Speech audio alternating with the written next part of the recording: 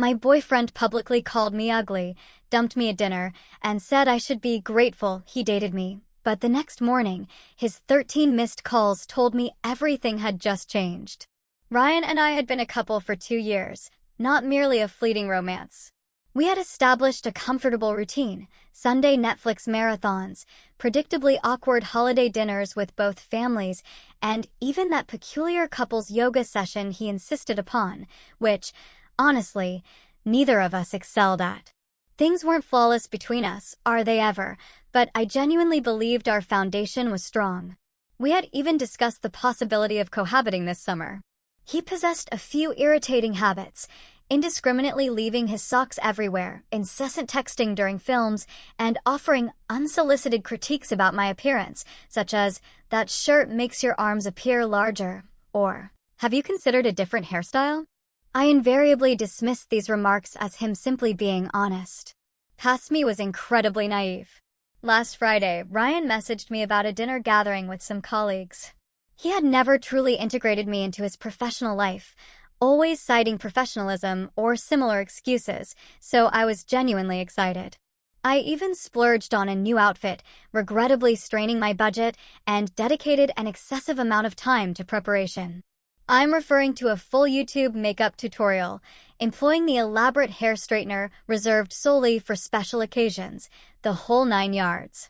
I arrived at this exorbitantly priced downtown restaurant, the kind characterized by minuscule portions and menus devoid of prices, my first red flag.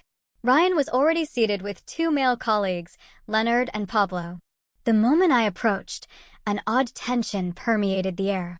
Ryan barely acknowledged my presence, offering only a half-hearted rise from his chair and a curt, "You're late." I was literally 2 minutes behind schedule due to impossible parking. I sat down and he scrutinized my attire, remarking, "Oh, you wore that?" Not quietly either. His friends exchanged a look, and I immediately felt my face flush with heat. For the record, I was wearing a dark blue dress I considered quite attractive, nothing audacious or inappropriate. I attempted to brush it off with a light-hearted, "Did I miss a dress code?" but he merely shrugged and stated they had already ordered appetizers. Excellent. The subsequent hour primarily consisted of Ryan discoursing on incomprehensible work topics, while his friends offered perfunctory nods. Whenever I attempted to interject into the conversation, Ryan would either interrupt me or elucidate why my point was incorrect. At one juncture, I mentioned an experience with a customer at my retail store, and Ryan cut me off, asserting, "She doesn't truly grasp how things operate in the actual business world," accompanied by a dismissive wave, as if retail management, a position I've held for 3 years, wasn't a legitimate profession. I sat there, growing increasingly uncomfortable, wondering if Ryan had always been this condescending and I had simply overlooked it, or if he was merely performing for his friends. Either scenario was profoundly unappealing. Then Leonard inquired about how we met. I began recounting the story of how his coworker, Vanessa, my best friend, had introduced us. Ryan abruptly interrupted me mid-sentence, interjecting, "Yeah, Vanessa felt sorry for her. I was really doing her a favor." He then chuckled. My stomach literally plummeted. That was utterly contrary to the truth. Vanessa had actually cautioned me about Ryan's ego before arranging our introduction, but assured me he possessed a good core. Spoiler alert, he didn't. I excused myself to the restroom, primarily to prevent myself from openly weeping in front of them. While inside the stall, frantically texting Vanessa, "What on earth is happening?" I received a notification that Ryan had just tagged himself at the restaurant on Instagram with the caption, "Boys' Night Out," as if I weren't even present. Vanessa immediately called me, but I sent her to voicemail, unwilling for the men to overhear my distress. I splashed some water on my face, reapplied my makeup, and delivered a somber pep talk to my reflection about enduring the remainder of dinner with dignity. Upon returning to the table, they were all laughing about something, but ceased abruptly as I sat down. Fantastic.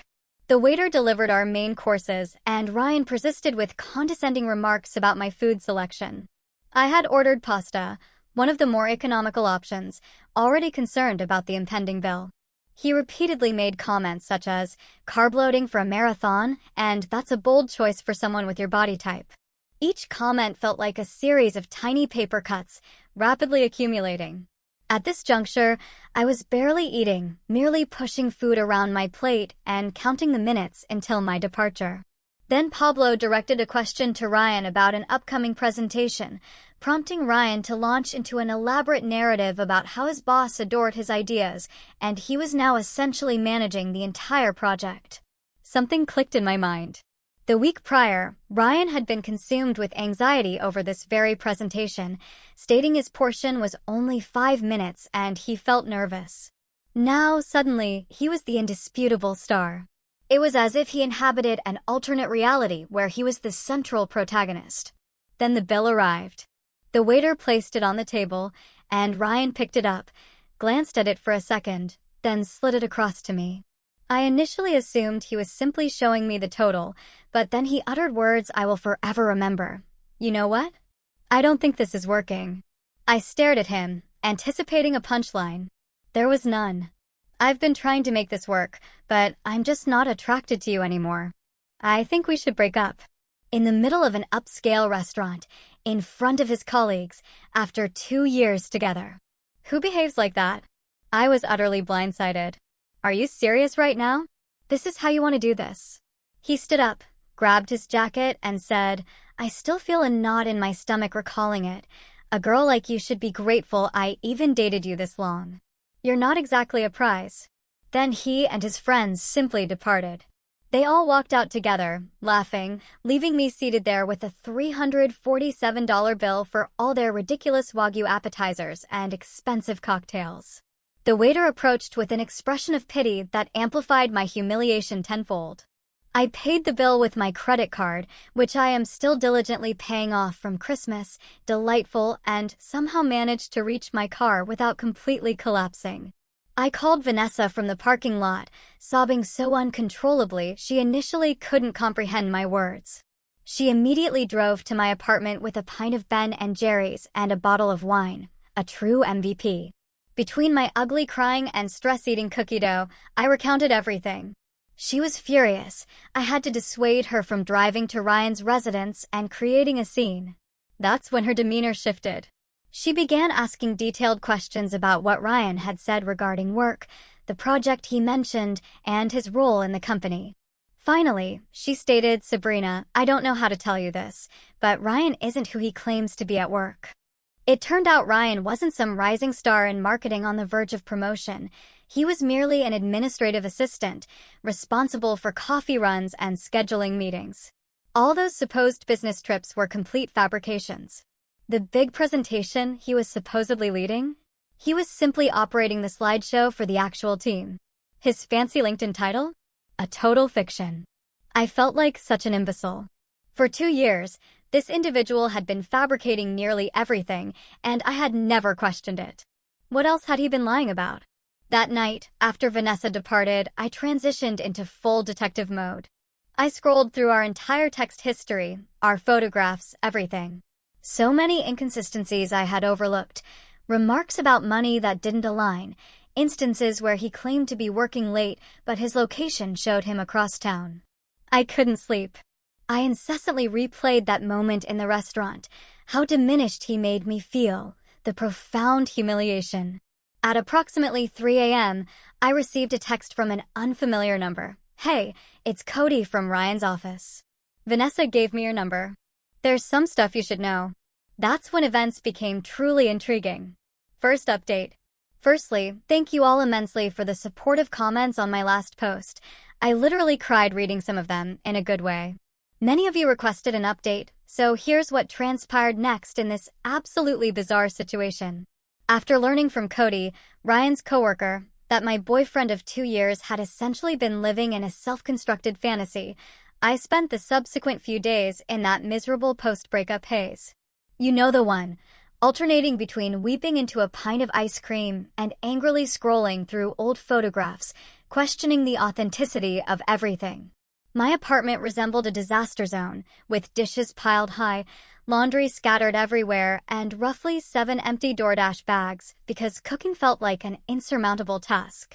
The most painful aspect was the recurrent moments where I'd think of something amusing to text Ryan, only to then recall what had occurred, feeling as though I was being dumped all over again. My mind was literally trapped in a loop of, did that actually happen, and how did I not foresee this?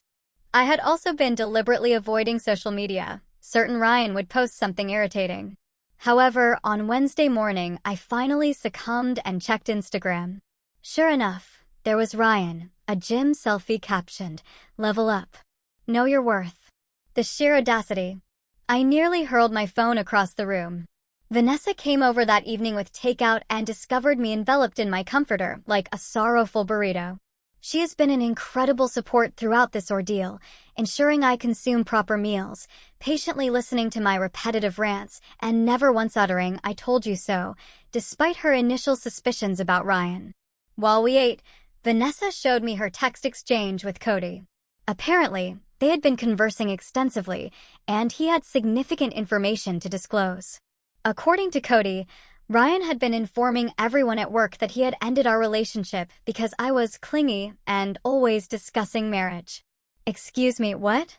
I was not the one who created a Pinterest board titled Future Home Ideas. Yes, Ryan actually had one, which he claimed was research for a work project. Then Cody dropped the genuine bombshell. Ryan wasn't merely fabricating his job title. He was currently on probation for appropriating other people's work and was facing imminent termination. All those late nights working? He was frantically attempting to rectify his errors before anyone noticed. Those business trips? Complete fabrications. I was still processing all this information when my phone rang. It was Tina, Ryan's mother. I almost didn't answer, feeling awkward, but decided it was best to act maturely.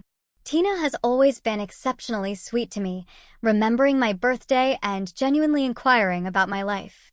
She sounded concerned and asked if everything was all right between Ryan and me.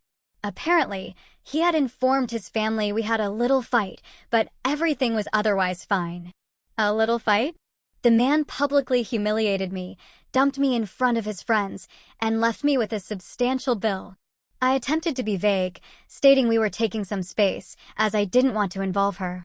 Then she mentioned Ryan's birthday dinner on Saturday, and how the entire family was eagerly anticipating my presence.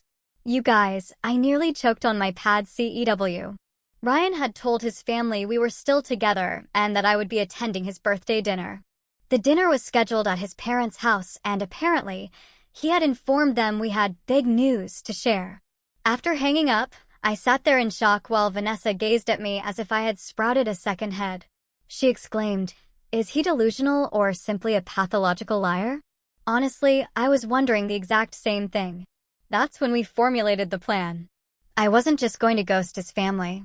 They had always treated me with kindness, and they deserved to know the true character of Ryan. However, I also wasn't going to create a scene or be vindictive. I would simply attend the dinner as invited and allow the truth to organically surface. The following day, Cody met me for coffee. It was slightly awkward since our only prior connection was through Ryan, but he proved to be genuinely amiable.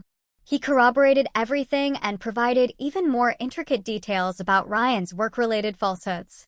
The team Ryan claimed to lead consisted solely of himself and 2 interns. The big presentation he was allegedly in charge of last month? He was merely operating the slideshow while his boss delivered the content.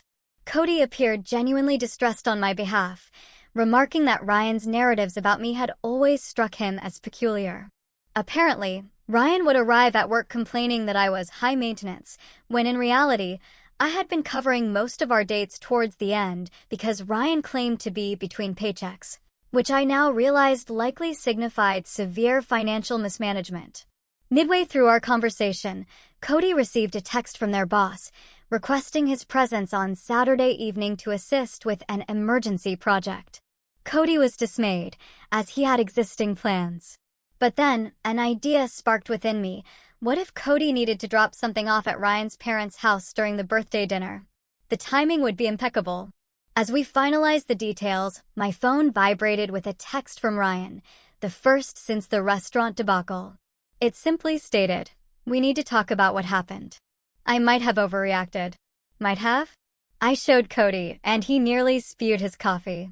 Overreacted, he declared, is when you get annoyed about someone being late, not when you publicly humiliate your girlfriend of 2 years and stick her with a $300 bill. I did not respond, choosing to let him stew. The subsequent 2 days were a blur of preparation. For full story, see Part 2.